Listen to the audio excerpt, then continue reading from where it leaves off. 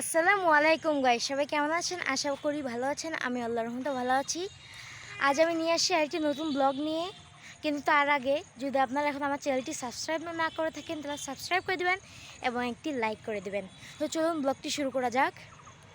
আমি এখন আসছি ওই শিশু পার্কে খালের মধ্যে। এখনই তো পিছলে পড়ে যেতাম। এই দেখুন গাইস, আমি এখনই পিছলে পড়ে যেতাম। আজকে কালকে রাতে অনেক বৃষ্টি হয়েছে। দেখুন পুরো পুকুরটা পানিতে ভরে আছে। আর একটা জিনিস দেখবেন, আমার ওই যে বন্ধুটা সাইকেল চালাচ্ছে দেখুন।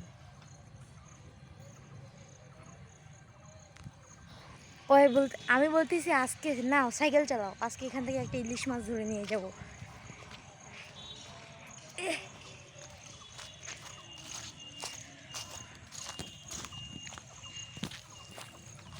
চলুন গাছ একটু উপরে উঠি। ওই দেখুন, এখান থেকে আপনারা দেখতে পাচ্ছেন কত পানি। এখানে আগে পানি ভর্তি ছিল, এখন বৃষ্টি হয় না, বেশি পানি হয় না। এই দেখুন, ওই দিনে এত বড় ঝড় পড়ছে যে এই গাছটা পুরো গোড়া থেকে উল্টে পড়ে গেছে।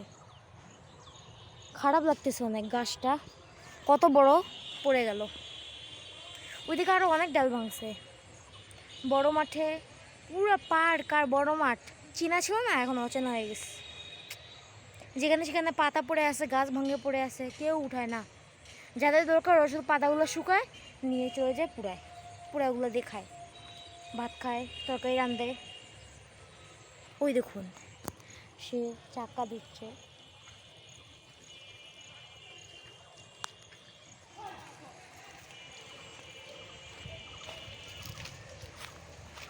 ওই যে দেখুন, একটা আন্টি কাজ করতেছে, পাতা শুকাতে দিয়েছিল, পাতাগুলো ঝড়ে ভিজে হয়ে গেছে।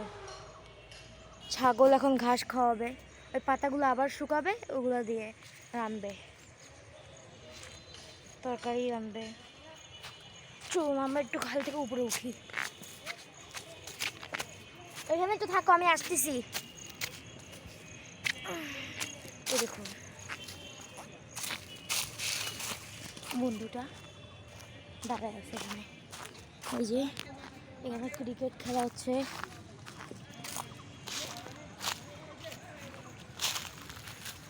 ওইদিকে একটা সূর্য, এখান থেকে পুরো দেখা যাবে।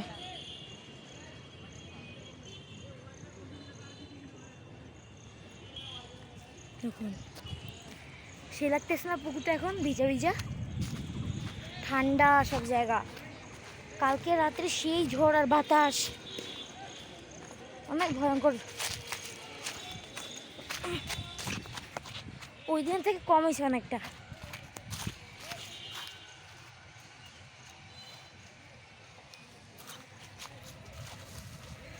তো গাইস আজ এ পর্যন্ত, এসব ভালো থাকবেন, সুস্থ থাকবেন, আমার জন্য দোয়া করবেন। আসসালামু আলাইকুম।